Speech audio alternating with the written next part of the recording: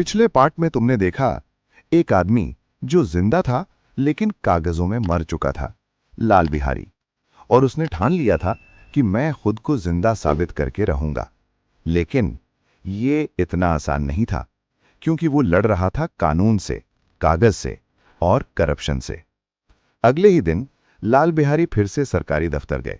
उन्होंने कहा, सर मैं जिंदा हूं, मेरी फाइल ठीक कर दीजिए। अधिकारी ने फाइल देखी और बिना ऊपर देखे बोला, तुम मर चुके हो, अगला।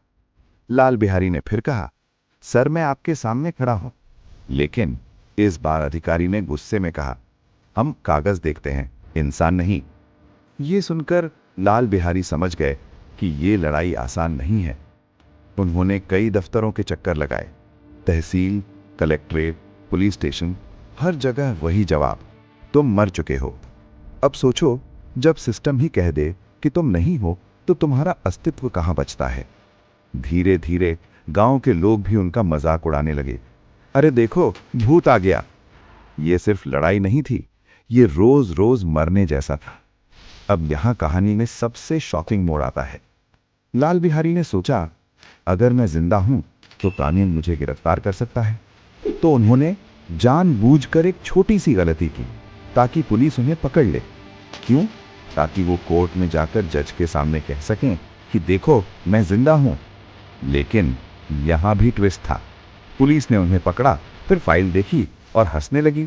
अरे ये तो मरा हुआ आदमी है, हम भूत को कैसे गिरफ्तार करें। सोचो, जब तुम खुद को गिरफ्तार करवाना चाहो और पुलिस भी मना कर दे। ये हालत थी उनकी। उस रात लाल बिहारी अकेले बैठे थे, न कोई साथ था न कोई सुनने वाला। उन्होंने सोचा, क्या सच में मैं मर चुका हूं? ये सवाल किसी भी इंसान को तोड़ सकता है। लेकिन उन्होंने हार नहीं मानी। अब जो उन्होंने किया वो और भी शॉकिंग था। उन्होंने प्लान बनाया, अगर मैं किसी अमीर आदमी का अपहरण कर लूं तो पुलिस मुझे पकड़ने जरूर आएगी, क्योंकि अब मामला बड़ा हो जाएगा। उन्होंने सच में एक अमीर आदमी के बच्चे को किडनैप करने की कोशिश की, लेकिन वो इसमें सफल नहीं हुए। लोगों ने उन्हें पकड़ लिया। अब तुम सोचोगे, अब तो पुलिस आएगी, लेकिन फिर वही हुआ। पुलिस आई, फाइल देखी और बोली, ये आदमी तो मरा हुआ है, इस पर केस कैसे चलाएं? अब सोचो, एक इंसान खुद को क्रिमिनल साबित करने की कोशिश कर रहा है, सिर्फ इसलिए ताकि वो जिंदा साबित हो सके। ये कहानी नहीं है, ये सिस्टम की सच्चाई है। अब लाल बिहारी ने समझ लिया, वो अकेले नहीं लड़ सकते। उन्होंने ढूंढना शुरू किया, ऐसे लोग जो उनकी तरह कागजों में मरे हुए थे। और जो मिला वो और भी शॉकिंग था। ऐसे कई लोग थे जिन्हें जमीन, पैसा या लालच के लिए मृत घोषित कर दिया गया था। तब लाल बिहारी ने एक बड़ा कदम उठाया। उन्होंने बनाया मृतक संघ, एसोसिएशन ऑफ डेड पीपल। इस संघ का मकसद था, जो लोग जिंदा हैं लेकिन कागजों में मर चुके हैं, उन्हें इंसाफ दिलाना। अब ये लड़ाई एक आदमी की नहीं रही, ये बन गई एक आंदोलन।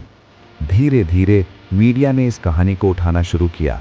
लोग बात करने लगे, सरकार पर दबाव बढ़ने लगा। लेकिन असली लड़ाई अभी बाकी थी। इस 18 साल की जंग में क्या लाल बिहारी खुद को जिंदा साबित कर पाए? क्या सिस्टम झुका या वो हार गए? और सबसे बड़ा सवाल, अगर वो जीत गए तो कैसे? इसका जवाब मिलेगा पार्ट 3 में।